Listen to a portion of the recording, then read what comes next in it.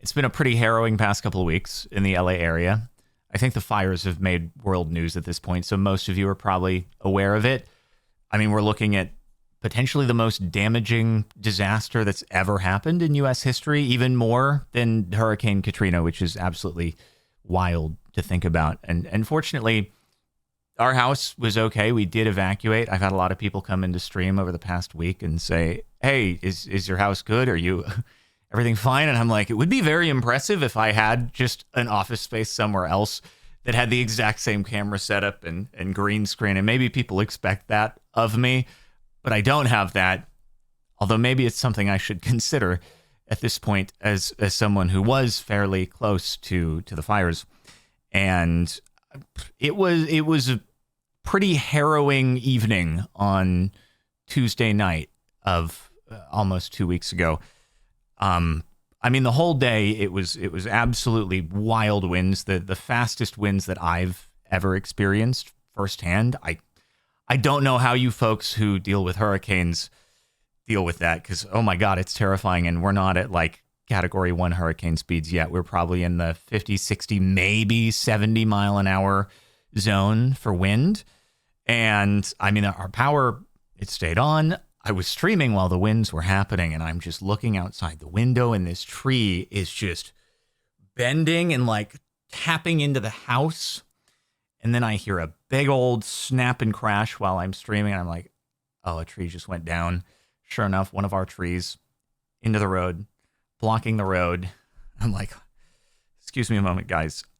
I gotta go out. And a neighbor had already come down. He has a chainsaw. He just like chops up a little bit to get it out of the way enough so that cars can pass by. And I'm thinking that this tree falling is like, oh my God, I've never dealt with this before. This is going to be in the way. People are going to be mad. Ended up being just the absolute least of anyone's concerns at the end of the day. Ended up ending the stream. I'm just kind of sitting there watching the news on the weather, on the fires, and then fire pops up nearby. I'm like, oh, I may be able to see that. Sure enough, go out to the window. Flames within view. It's still miles away at this point, but you know, it's nighttime. It's very visible. And I'm like, oh God, the winds are blowing it straight towards our house. I keep watching the news, keep going back to the window. It's growing. I mean, again, winds where the fire are probably 100 miles an hour at that point. There's nothing anyone can do about that. We had heavy rains the last couple of years. The brush grew and grew as a result of that. Lots of water. Well, that's dried out over the last 8 to 10 months. And now we have a spark that's, you know, getting blown around in 100 mile an hour winds. The helicopters, the planes, they can't fly. Like, it's just going to do what it's going to do until the winds die down. So see it growing. It's working its way closer to the house, bigger and bigger. And I'm just like, okay, we should maybe go. We haven't been issued an evacuation warning, mandatory requirement, any of that yet. I'm like, might be a good time to go.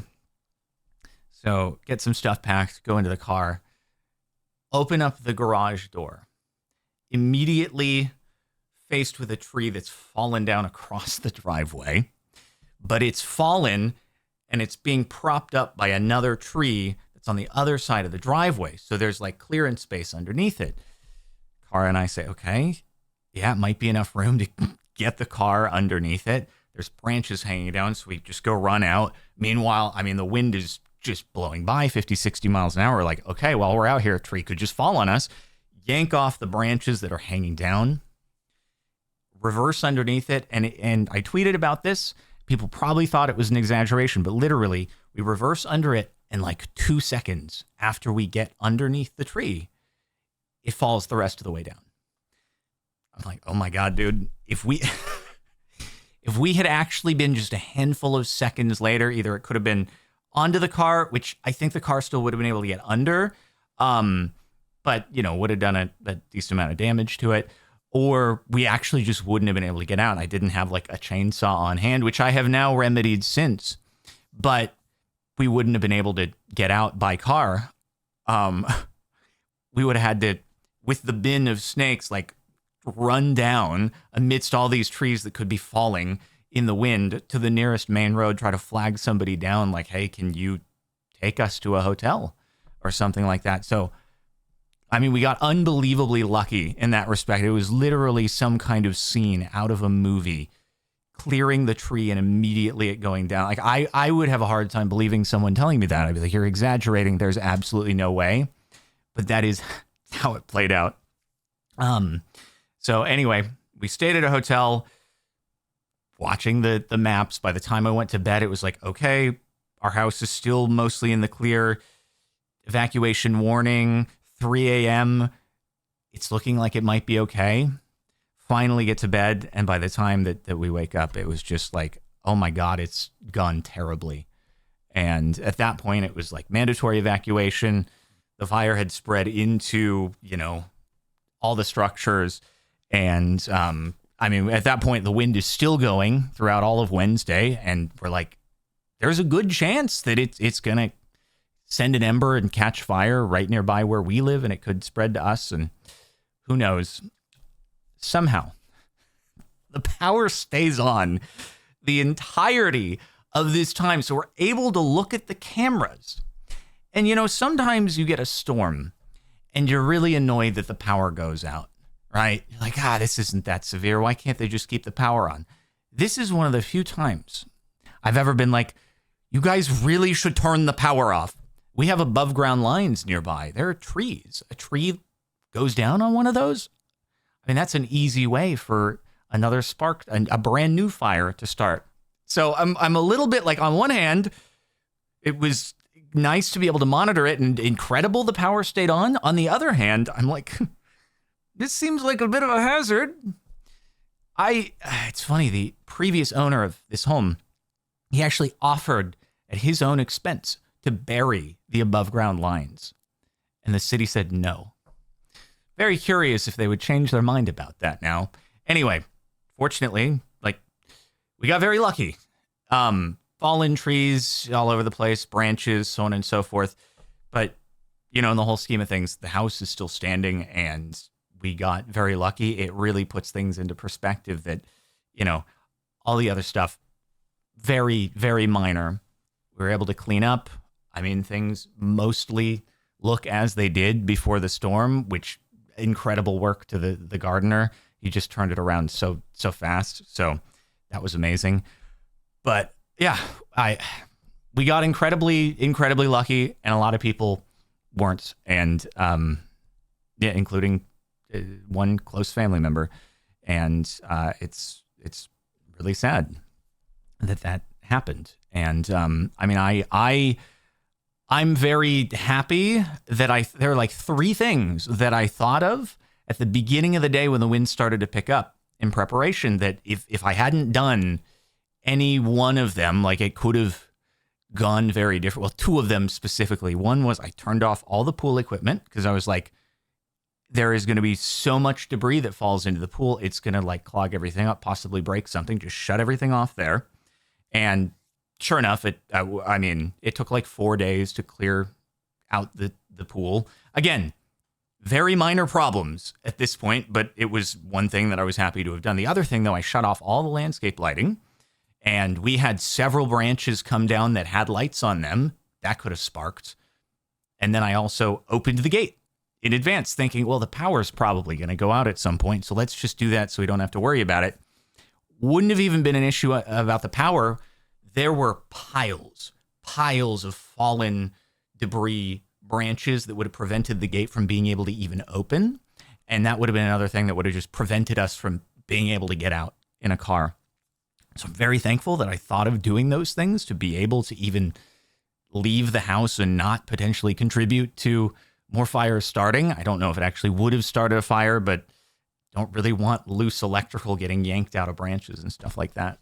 So, like I said, very, very fortunate that everything, it was just minor debris. And I was before this thinking, God, I have these couple of leaks that I need to sort out, and I'm just stressed about them. Now I'm like, oh, it's such a minor concern. It's just a little leak. Who cares? Rain, come on, please. We need some rain out here. I don't care if it leaks. Just bring on all the rain. It will be help. Well, Now, obviously, there's a landslide concern, but again, it just allows you to reassess what is truly a problem that you have to worry about versus something that you are possibly over dramatizing yourself.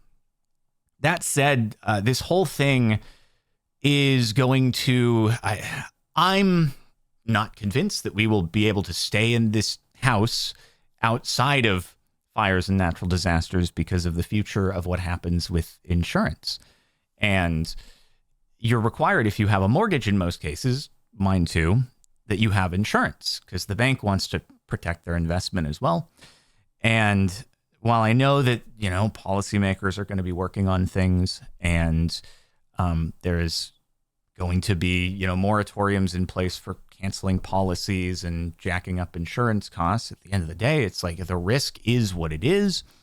And insurers are going to have to do something about that. So in a year, 2 years, whenever they're allowed to actually, reassess their rates, are we going to be presented with either insurer saying we can't do it? And that in that case, the bank says, well, we'll get insurance for you. And that cost just may be untenable. It may not be possible. And we'd have to sell. But who's going to buy the house if you can't actually get insurance for it because it's either such a huge percentage of the overall value of the home every year or you just can't get it, period. So again, it's like, I don't say this expecting for, any sympathies. It is what it is. The worst that could take place is we would lose the value of the down payment and anything put towards it since. And again, in comparison to everything burning down, even that's a fortunate outcome. It is what it is. You can always, try to find another place to live, I guess. It would be annoying. It would be unfortunate, but I was actually very lucky because not only just for things not burning down, but the house that I did the house tour of for the last video on this channel, we only just about when that video went up, had we sold that house, completed escrow, closed. And if we hadn't, if that was still for sale on the market, I mean, would anyone be interested in that? The house was fine, by the way. So no issues there to that one, to this house, other than, I don't know, I'm sure there were some fallen branches. But even so, it's just being in proximity to these high fire danger areas. If you were a new buyer, would you be able to find an insurance policy at that point? Would you psychologically be wanting to get the house? Would you be reevaluating that purchase at that point, the interest in that area? And so may not have ever been able to find someone interested in buying it. I don't know. There's no way to know for sure. So I got very lucky there. And also, if I hadn't even moved to this house and stayed in that house, I was about to pay off the mortgage there. Well, at that point, you can lose a lot more than just a down payment because you've paid off the whole thing. So if insurance comes back and says, we can't insure you here anymore, well, then you have to either go without insurance because the bank wouldn't be on you at that point, or you have to find someone who's willing to buy it and you're going to take what you can get, even if it's a gigantic loss. So all things considered, it's funny because I was actually thinking that we would get more for the old house than we did. And I was a little down on myself. I was like, would I really have gone through this, in the first place? Should I have ever bothered moving? It's a beautiful house. Could have just stayed there. I think it's better at this point to have the insulation from the mortgage than, to have gone and paid that off, which is what I would have done if I'd stayed there. So all things considered, it's lucky.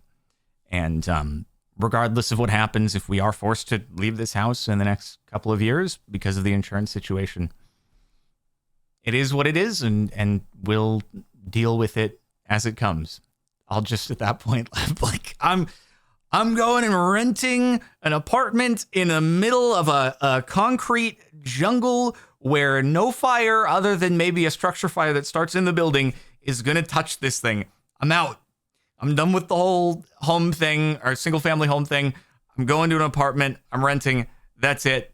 I'm done. Like, I will have like been through the ringer with scenarios with single family homes, and yeah, I think it'll be time to walk away at that point. Anyway, I really do feel for anyone who actually did lose a home.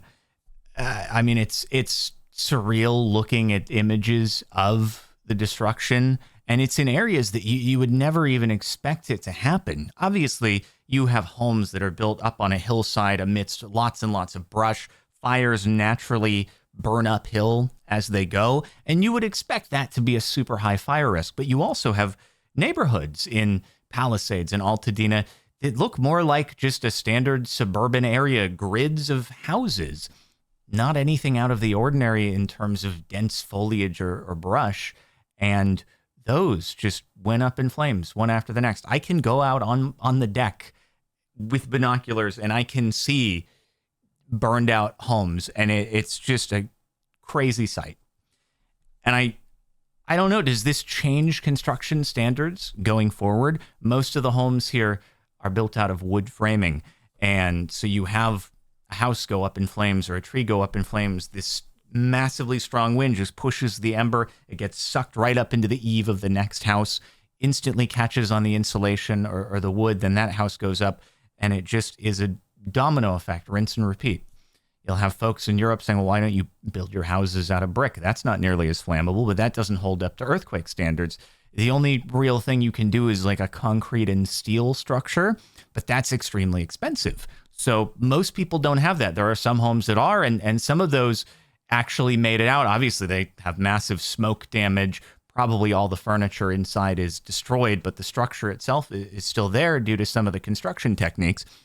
But is that going to be something that insurance will be willing to rebuild to that spec? It's probably going to require a lot of extra money being put up by the homeowner themselves to be able to actually rebuild in a way that would be able to withstand not only earthquakes, but also fires. So I don't know what the future holds for rebuilding in these areas. And even so, for people who maybe even have a house that's still standing, the entire area is just going to be a cleanup and construction zone for years. Can they live there during that time? I mean, there will be a point at which they'd be able to move in. But if you are, in some cases, literally the only home standing on an entire block, is that a place that you'd want to be in the meantime? I don't know. It's a decision some people are going to have to make, but probably can't until the cleanup is done, because there will be a lot of toxic materials getting kicked up as all the debris is cleaned out. And it's wild. And again, all things considered, I can't complain about a thing, because we got extremely lucky no matter what the outcome is in the future with insurance or anything. I just want to wrap up by saying thanks to the firefighters and first responders who worked to try to stop the spread of the fire and help get people out to safety. And I mean, I've seen a lot of politicizing of the disaster. And I mean, sometimes you just get a set of circumstances converging that are so far outside of the scope of anything that humans have the ability to control. Having seen how strong the winds were blowing with 2 years of a bunch of growth from heavy rains that then just gets to dry out over the last 10 months, something terribly disastrous was going to happen no matter what. And then with fires like this, one of the primary means of fighting them and controlling them is air support. And that can't fly when winds are 100 miles an hour. So you lose the primary means of being able to push back these sorts of fires. And it's terribly tragic, but obviously you should always review how something has gone in order to try to improve in the future so that it can hopefully not happen again. But there's only so much you can do against Mother Nature in this sort of situation. And I would say this no matter who is in charge, Republican, Democrat, Independent, green, blue, purple, pink. It's just sometimes Mother Nature will absolutely just kick your butt. Anyway, I just thought I'd make a video talking about it. And yeah, best wishes to everyone out there who was affected. far more than we were here. And yeah, see you later.